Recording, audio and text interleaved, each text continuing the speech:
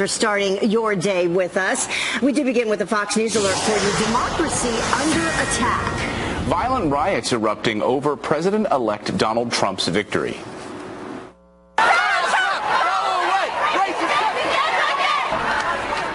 Thousands of protesters flooding the streets across the country, some even burning flags, all because they didn't get their way. Patricia Stark joins us now with the very latest on this story. Good morning, Patricia. Good morning, Clayton, Heather, and everyone. Our symbol of freedom up in flames. A rioter in New York City setting fire to the American flag. Just one of many disturbing protests playing out across the country. The images igniting outrage. Many now saying the violence from demonstrators goes against the very spirit of the democracy they're claiming to defend. The burning of the flag, these protests, are really ignorant and hateful act. You know, that flag speaks to rights, not to results. So you can't say that you like the democratic process, but only if it comes out your way. It's like saying I like going to baseball games, but only for the score. Anger and aggression from coast to coast as protesters trash streets and destroy everything in their paths, shouting profanities and chanting, "Not our president." Sheriff David Clark firing back at the, quote, temper tantrums, tweeting, "These radical anarchists must be quelled. There is no legitimate reason to protest the will of the people." Rioters in California break into this police car before smashing the windows. And thousands of high school students and teachers walked out of classes and rallied in the courtyard of Berkeley High School, a city known for its progressive politics. Others across the country calling for peace on social media. One post being shared on Facebook saying, quote, "We need peaceful unity to respect everyone's rights. Violence is not the answer." Lots of crazy stuff going on out there. Yeah, and protests at the White House as well. Thanks, Patricia. A lot of people taking to social media to do that. Well, President-elect Donald Trump heading to the White House today as the biggest players in politics on both sides of the aisle unite. Enemies and allies standing strong behind the next commander-in-chief following his historic election. And Garrett Hannity is live in Washington, D.C. with Mr. Trump's transition team. Next steps. Good morning, Garrett. Hey, good morning, Heather and Clayton. The Trump team has quite the to-do list over the next 2 months as it puts together the next administration. They've even created a website to keep the country updated on that process, greatagain.gov. The good news is that it appears they'll have plenty of support from both sides of the aisle. Today, Donald Trump will meet at the White House with President Obama to go over some of the transition plans. Trump's victory has certainly put much of the president's legacy in jeopardy, but yesterday, the president set an example for the country with his remarks on how to move ahead. Because we are now all rooting for his success in uniting and leading the country. The peaceful transition of power is one of the hallmarks of our democracy. And over the next few months, we are going to show that to the world. Other Democratic leaders also offered their congratulations and offered their support, including his one-time Twitter rival, Senator Elizabeth Warren, who said she'd like to call a truce, and House Minority Leader Nancy Pelosi, who said she looks forward to working with President Trump on plans to rebuild the country's infrastructure. In Donald Trump's own party, House Speaker Paul Ryan praised Trump's victory and said the country can expect to see a lot of changes going forward now that the GOP controls both houses of Congress and the White House. But Donald Trump heard a voice out in this country that no one else heard. He connected in ways with people no one else did. He turned politics on its head. And now Donald Trump will lead a unified Republican government. And we will work hand in hand on a positive agenda to tackle this country's big challenges. Yesterday, the White House also announced that as the president-elect, Donald Trump will now be able to request and receive the same daily intelligence briefings as President Obama. Clayton? We're going to talk about what he has planned maybe for the next 100 days coming up. It'll be interesting. All right, Garrett Hannity live for us in D.C. Thanks, Garrett. Thank you. For Hillary Clinton, meantime, showing grace in defeat, delivering a heartfelt concession speech and urging her supporters to give the president-elect a chance. I congratulated Donald Trump and offered to work with him on behalf of our country. I hope that he will be a successful president for all Americans. This is not the outcome we wanted or we worked so hard for. This is painful. and it will be for a long time. Donald Trump is going to be our president. We owe him an open mind and the chance to lead. Our constitutional democracy enshrines the peaceful transfer of power. And we don't just respect that, we cherish it. Clinton also thanked the voters and staffers who were part of her historic run for the White House. Well, the Republican victories in the White House and Congress putting President Obama's legacy in jeopardy. Obamacare, the Iran nuclear deal, and immigration, just some of the president's major initiatives at stake. Kevin Corke looks at what changes we might see from the Trump administration. The peaceful transition of power is one of the hallmarks of our democracy.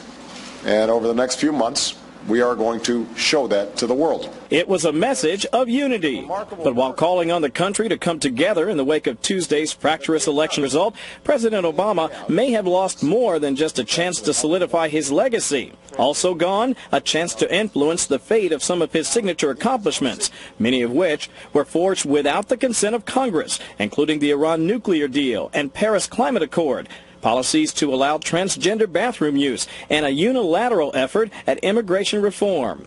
But while some of those have been struck down or delayed by the courts, it's his signature health care law, the Affordable Care Act, Obamacare, that could be most at risk. That was candidate Trump during the campaign, declaring an end to the health program that's been beset by sharp rate increases, a dwindling number of carriers, and fewer signees than expected. White House officials today said the president's policies were structured in such a way that should help them withstand attempts to undo them. None of these policies that we've been pursuing were considered a stopgap measure or somehow temporary in nature.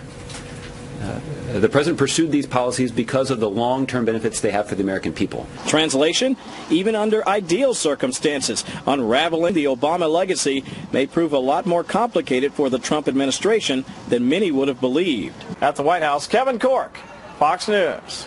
All right, thanks, Kevin. And Fox News contributor Charles Krauthammer calling President Obama a wrecking ball, saying he only has himself to blame that his legacy could be crumbling. I think what's overlooked is the role that Barack Obama did. Remember, he said 2 years ago, I'm not on the ballot, but my policies are, and he got shellacked. And then he said, this year, my legacy's on the ballot. And I think he's going to lose it. I think it's going to be undone, much of it, in the first 100 days, starting with Obamacare. Everything that he signed, all the executive orders, are gone. And I think he ends up a historic parenthesis. He has left the Democrats in ruins at every level. The governorships, the state houses, the House and the Senate, and now the White House. He's been a wrecking ball for Democrats, and I think he deserves a lot of the credit for Trump's victory. We'll see if he takes that credit. Exit polls from the 2016 presidential election show that 4 in 10 voters, 39%, were looking for a candidate who would bring needed change. Of those voters, Donald Trump won an astounding 83%. Well, one of the most watched Senate races in the country coming to an end in New Hampshire. Republican Kelly Ayotte conceding to Democrat Maggie Hassan, losing by just 1,023 votes. Really close.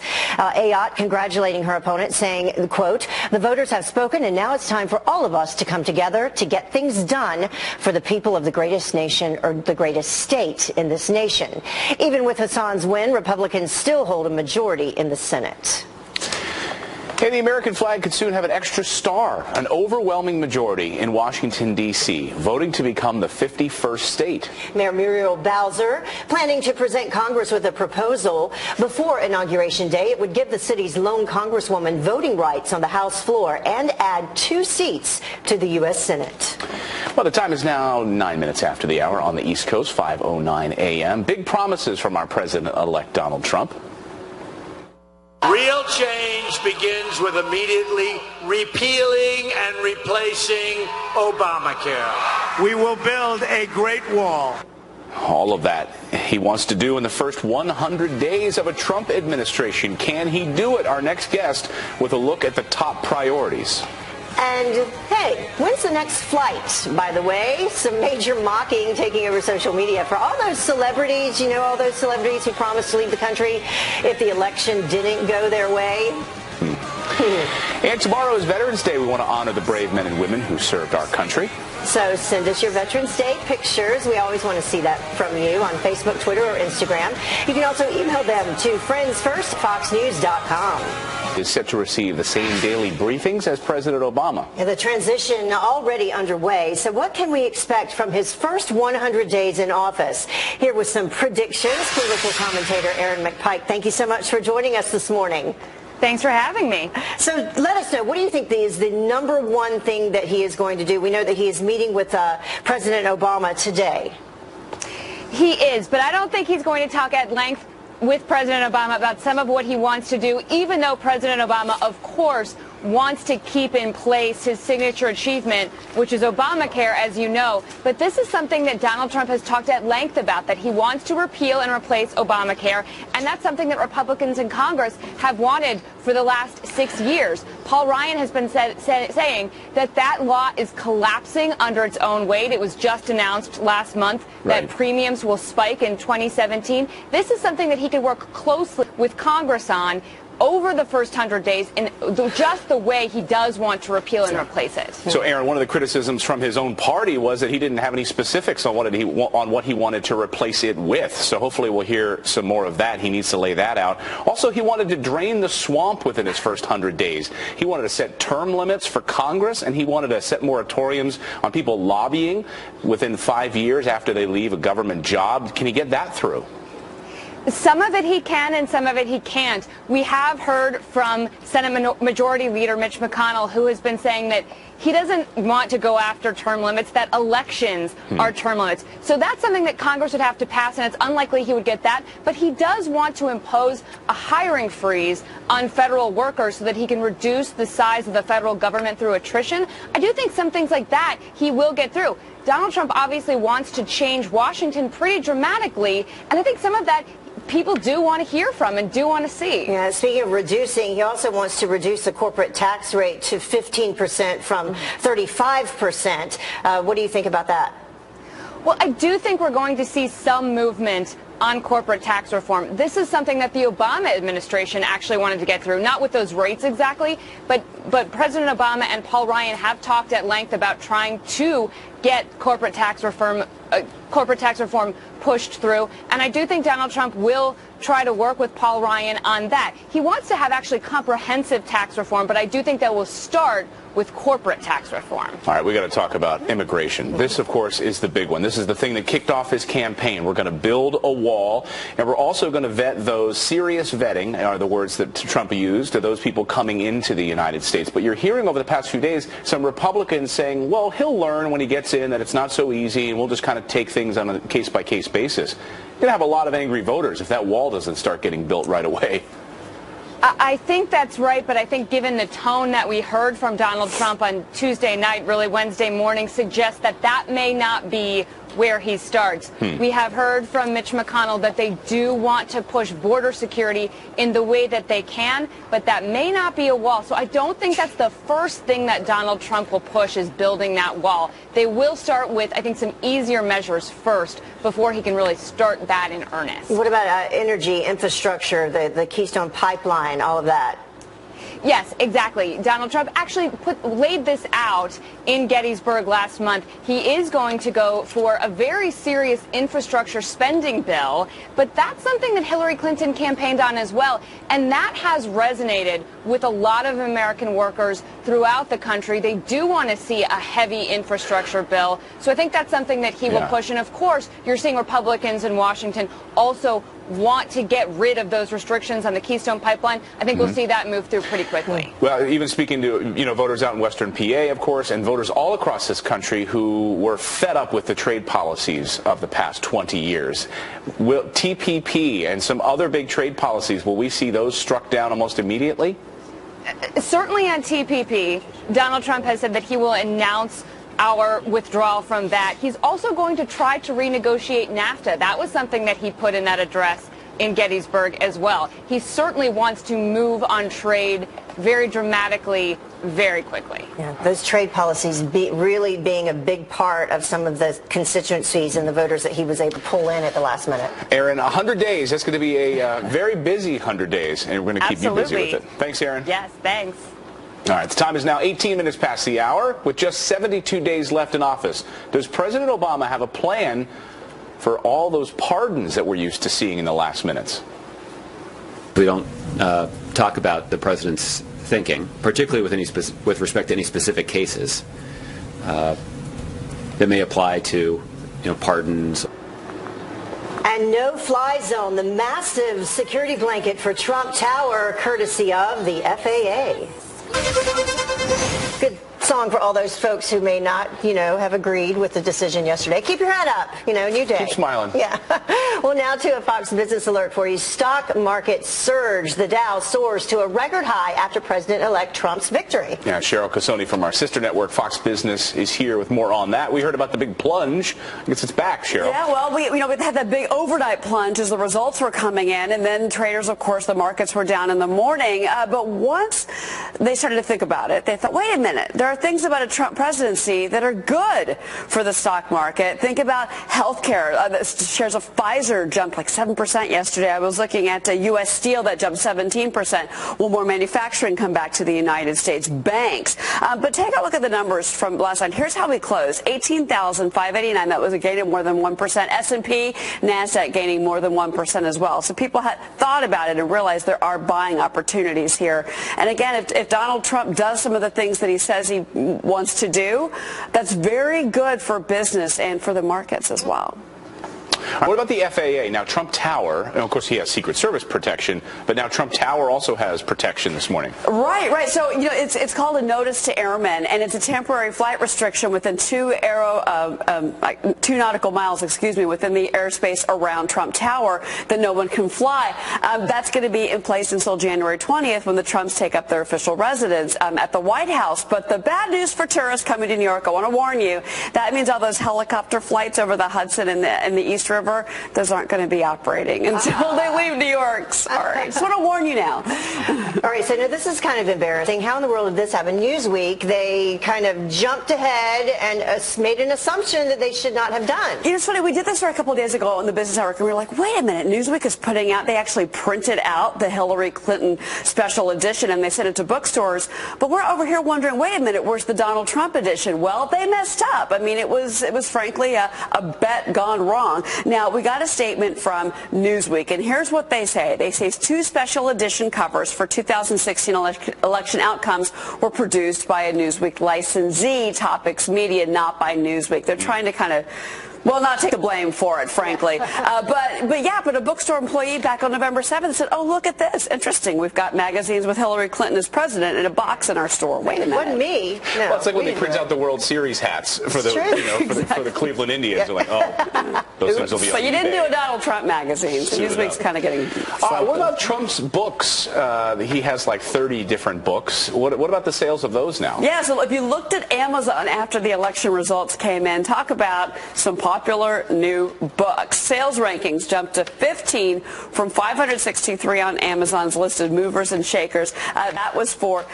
Trump, and that was The Art of the Deal. And then he has another book, Great Again, also jumped as well, now at 84. The original rank, as you can see, was much, much lower. So actually we don't have the number, but both of his books jumped much, much higher instantly on Amazon. People want to read about him. Not really surprising. Yeah. All right. Thanks, Cheryl. Thank you. Well, the time now is 25 minutes after the top of the hour, and tens of thousands hitting the streets in protest of the outcome of the 2016 presidential race.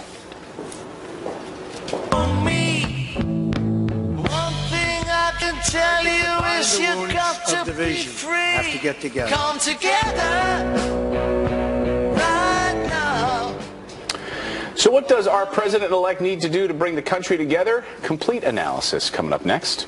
But first, on this day in history, back in 1775, the U.S. Marine Corps was born. So happy birthday. And in 1969, Sesame Street debuted. Good song. Good to be alive. Good to be an American.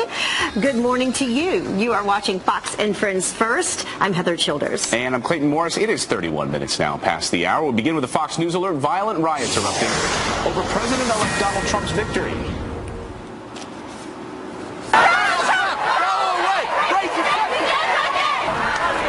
Thousands of protesters flooding streets across the country, some even burning American flags, all because the election didn't go their way. Patricia Stark here now with the very latest on this story. Good morning, Patricia. Good morning, Clayton and Heather.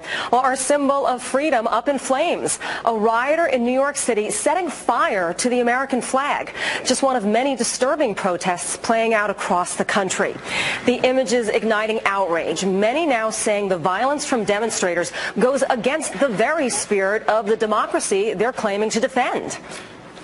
The burning of the flag, these protests, are really ignorant and hateful act. You know, that flag speaks to rights, not to results. So you can't say that you like the democratic process, but only if it comes out your way. It's like saying I like going to baseball games, but only for the score. Anger and aggression from coast to coast as protesters trash streets and destroy everything in their paths, shouting profanities and chanting, "Not our president." Sheriff David Clark firing back at the temper tantrums on Twitter, tweeting, "These radical anarchists must be quelled. There is no legitimate reason to protest the will of the people." Rioters in California break into this police car before smashing the windows. And thousands of high school students and teachers walked out of classes and rallied in the courtyard of Berkeley High School, a city known for its progressive politics. Others across the country calling for peace on social media. One post being shared on Facebook saying, quote, "The fact that a woman was running for president equals incredible. The fact that a non-politician was running for president equals incredible. That's what makes America incredible. You can truly live out the American dream. Teach our children that." Clayton and Heather, we'll see what today brings. Unbelievable. All right, thanks, Patricia. Yeah, the hashtag CalExit was trending yesterday. California looking to secede from the union. President-elect Donald Trump heading to the White House today as the biggest players in politics on both sides of the aisle unite. Enemies and allies standing strong behind the next commander-in-chief following his historic election. Garrett Tenney is live in Washington, D.C. with Mr. Trump's transition team's next steps. Good morning, Garrett. Clayton, good morning. This transition has been in the works for months now, but over the next 2 months, Donald Trump's transition team will be working overtime to piece together his administration. And to keep you updated on that process, it's only fitting that the Trump team has a new Twitter handle, Transition 2017, along with a website, greatagain.gov. Today, Donald Trump will meet at the White House with President Obama to go over some of those transition plans. And yesterday, despite much of his legacy being in jeopardy with Trump's victory, President Obama set the standard for how the country should respond in the days ahead. Because we are now all rooting for his success in uniting and leading the country. The peaceful transition of power is one of the hallmarks of our democracy. And over the next few months, we are going to show that to the world. We also saw other Democratic leaders coming out to express their support, including Trump's one-time rival, Elizabeth Warren, who offered to strike a truce. Her statement said in part, "It's no secret that I didn't want to see Donald Trump win yesterday. President-elect Trump promised to rebuild our economy for working people, and I offer to put aside our differences and work with him on that task." It's not just Democrats, though. Republicans who opposed Trump throughout the election are now offering their support as well. Former GOP nominee Mitt Romney tweeted, "Best wishes for our duly elected president. May his victory speech be his guide and preserving the republic his aim." And Ohio Governor John Kasich, who refused to endorse Trump, tweeted, "The American people have spoken and it's time to come together. Congratulations, President-elect Donald Trump." Senate Majority Leader Mitch McConnell said Americans voted for change, and with the GOP controlling both houses of Congress and the White House, there's sure to be a lot of it. I want to particularly congratulate President-elect Trump. I think we all agree this is a stunning election and clearly an indication the American people would like to try something new. And I know the Speaker shares my view that we would like to see the country go in a different direction, and intend to work with him to change courses. Yesterday, the White House also announced that as the president-elect, Donald Trump will now be able to request and receive the same daily intelligence briefings as President Obama. Clayton? All right, Garrett Tenney live for us in D.C. this morning. Thanks, Garrett. You got it. Well, the president-elect facing a big challenge to bring the country together. Mo Alithi of Georgetown University Institute of Politics explaining how he can bridge that gap. I think in part with words and in part with actions. And he needs to move swiftly and somewhat delicately, but needs to go out there and speak to these groups and demonstrate through both words and actions that what he said in what I thought was a really good and strong speech, much more gracious than a lot of us gave him credit for being or for being able to be. He needs to prove the point he made in that speech that he does want to be a president for all Americans through his words, through his actions. So I think both sides of the equation here have some work to do. So let's keep talking about this. What does President-elect Trump need to do to bring the country together? Log on to the Fox and Friends First Facebook page right after the show to weigh in. Hashtag keep talking. All right, it's 37 minutes now past the hour, and a smooth transition. President-elect Donald Trump and President Obama meeting today. But why is ISIS looking so closely at the White House right now? Here to weigh in, Jeanine Turner, who worked during the transition from the Bush administration to the Obama administration. So you're not going to investigate Hillary Clinton if you're Attorney General? Different story. Oh. You got a big choice there, and I don't know the right answer to it. So what would it take for former New York City Mayor Rudy Giuliani to prosecute Hillary Clinton if he's named Attorney General? Find out about that next. And when is the next flight? Some major mocking taking over social media because of all these celebrities. Remember all of them? They all promised to leave the country. Carly Shimkus is here with the social media election roundup. But first, a look at your weather across the country today. A new day in democracy continues. It's a live shot from Washington, D.C. with the American flags flying there in the wind. Well, President-elect Donald Trump and President Obama meeting today there in D.C. to discuss a smooth transition of power. What does that mean for President-elect Trump and his team, and why is ISIS looking so closely at the White House right now? Fox News contributor Jeanine Turner worked during the transition from the Bush administration to the Obama administration, and she joins us now with more on this. Thank you so much for joining us early this morning. Thanks, Heather. So we know that President-elect Trump, he is now getting those classified briefings from the CIA. What about the conversation that will happen today between he and President Obama? So that conversation is and the ensuing security briefings are really a fundamental part of the transition, the peaceful transition of power that we talk about all the time around election season. So the transition officially started. And I would say there's no official endpoint. It ends probably a couple of months, I'd say, after President Trump assumes the Oval Office. So what's going to start to happen now is he's going to get these classified daily national security briefings called the President's Daily Brief, the exact same version President Obama gets. And what this does is prepare Donald Trump for the global stage that he's going to inherit once he arrives at the White House in January. It will take him sort of country by country through the hot spots in the world right now where we face national security challenges and update him on what's happening on the ground, what threats that are posed to the United States are evolving, and maybe sometimes even help formulate potential policies. And you would think one of the first things that he will have to do would be to appoint a Secretary of Defense. There are some names that are being tossed around, Senator Jeff Sessions being one of them. Yep, one of the front runners, also General Flynn. If I was advising President Trump, I would say, you know, Mr. President, it's really important that you name your defense and national security teams as soon as possible so that when you assume office, everybody knows their roles and responsibility and is ready to really hit the ground running as much as possible. The other thing that will happen is if he prepares cabinet secretaries, they'll be able to get, some of them will be able to get classified security briefings along with him so that they have that knowledge under their belt as well when they join him. Now, we mentioned that ISIS specifically is looking right now, this time, at what's going on. Why is that, and what are they looking for? So ISIS, and not to be a fearmonger, but probably a lot of terrorist organizations look at this time period, the transition, these few months, as a very vulnerable time period for the United States government, and that's because we're really in flux. Starting January 20th, everyone pretty much who's been in a political appointment anyway at the White House is going to be gone. That's the topmost senior level of folks, and new people will be coming in. Imagine if you showed up to Fox News today and we had all new employees. Right.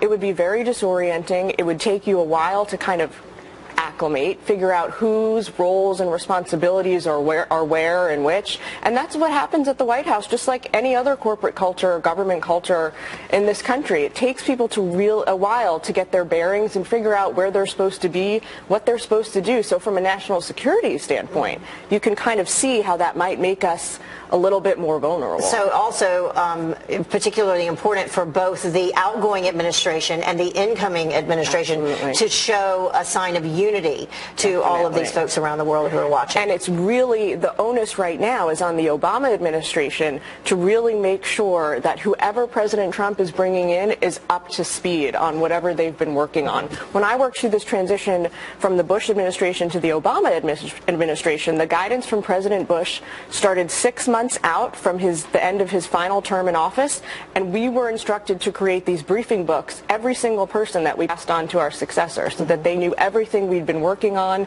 and where every single issue stood. I hope that this administration is doing something similar. Yeah, well, we heard the statement from Defense Secretary Ash Carter yesterday saying, let's make this transition smooth. So that's probably one of the reasons. Okay, thank you so much for joining us. Appreciate it. Have a great day. Thanks for having me. Clayton? All right, thanks, guys. Well, the White House says it's not ruling out a pardon for Hillary Clinton, even though she's not facing any charges. This in response to a campaign promise from President-elect Donald Trump to open a special investigation into Clinton's private email server. When asked what he would do if appointed U.S. Attorney General, former New York City Mayor Rudy Giuliani had this to say.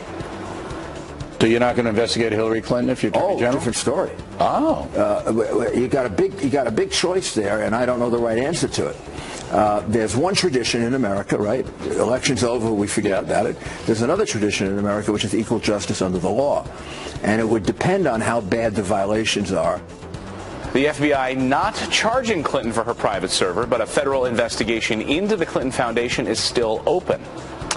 Meanwhile, a scramble for new regulations as voters give recreational marijuana the green light in a few states. Massachusetts' top pot regulator asking to delay the opening of weed shops across the state. She says the January 2018 deadline doesn't give lawmakers enough time to build a specialized police force. And in California, lawmakers must decide how to manage the hundreds of millions of dollars expected from weed sales.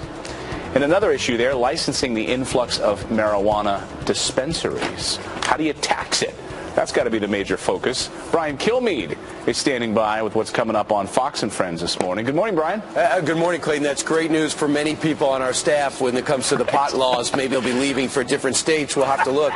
I won't name any names. Can we move to Boston? We'll have an opportunity. A lot of people want to move out of the country in some respects. Hey, let me tell you what we have on our agenda over the next 3 hours. The transition has already begun, believe it or not. About 70-plus days till President Trump takes over. So what could President-elect Trump's cabinet actually look like? Rudy Giuliani will have a major role. He'll bring us the inside scoop. And one of the main reasons I have not become a UFC fighter is because of the travel. There are no fights in New York. Now that's going to be solved this weekend. Madison Square Garden will host. Dana White, the guy in charge of the UFC, will be here live and talking about fighting in America. Can't we all just get along? A lot more coming up on Fox and Friends first, and then us in 12 minutes. Please get dressed. Can you have the friends come over for a play date? Yeah. Well, the long list of celebrities saying they'll leave if Donald Trump wins the presidency are still here, and now they're getting slammed on Twitter. Carly Shipkiss with Fox News Headlines 24/7, Sirius XM 115, here with social media's reaction to the election. Yeah. Canada was supposed to become Hollywood 2.0, but it looks like a whole lot of realtors are going to be pretty disappointed. Celebrities like Lena Dunham, Jon Stewart, Miley Cyrus, and Amy Schumer, just to name a few, all pledged to flee the country if Donald Trump was elected president. And now some folks on social media are wondering when they plan to leave. Vicky for Trump writes, wonder if Cher, Samuel L. Jackson, Lena Dunham, and Miley Cyrus's bags are packed yet. The sooner they leave the USA, the better. And Kentucky Senator Rand Paul said this on Twitter, I'll be watching my TV today to see which of the Hollywood elite will board their private planes and leave America. But it looks like one celeb has had a change of heart. Miley Cyrus posted this tearful video on Facebook Live. I still think that in her lifetime she deserves to be the first female president. Donald Trump, I accept you, but I even accept you as the president of the United States. Amy Schumer is also backtracking, saying she has no intention of leaving the country. I think we all could have called that one, right? Well, Cher apparently is now saying she's just going to go to outer space. Yeah, Jupiter. Yeah. Jupiter is a gas giant. There's no land available there. Uh-oh, yes, that's going to be a very big can't issue. Get a house there. She should have thought about that beforehand. I'm here to help. What about schools consoling all these students? They were setting up like different areas where kids could basically go and cry. Yes, unreal. You're right. Colleges around the country are pretty much going into panic mode. A Yale economics professor is under fire for making an exam optional so students could cope with election shock. The superintendent of Boston Public Schools sent a letter to families telling them they would be providing counseling, writing, the Boston Public Schools Behavioral Health Department is available to support students who may be having a difficult time processing any fears or concerns. Other schools offering free pizza and even puppies. This comes as thousands of protesters took to the street overnight to protest the election results. Yeah, pizza and puppies. Mm-hmm. That sounds fun. Oh, come on. Okay, so the Beast, it's getting an upgrade? Yeah, looks like President-elect Trump is getting a new set of wheels once he takes office. Images of the new presidential limo, nicknamed the Beast, were leaked online. It looks like the car will be a little roomier with an elongated body. It will be debuted on Inauguration Day in January. How about that? He's a pretty tall guy. He needs a little extra leg room. He does. And a big family. That's true. A lot of kids. All right, thanks, Carly. Thank you. Thank you. Well, it's now 5 minutes until the top of the hour, and you're looking live at the White House, where our president-elect is headed today.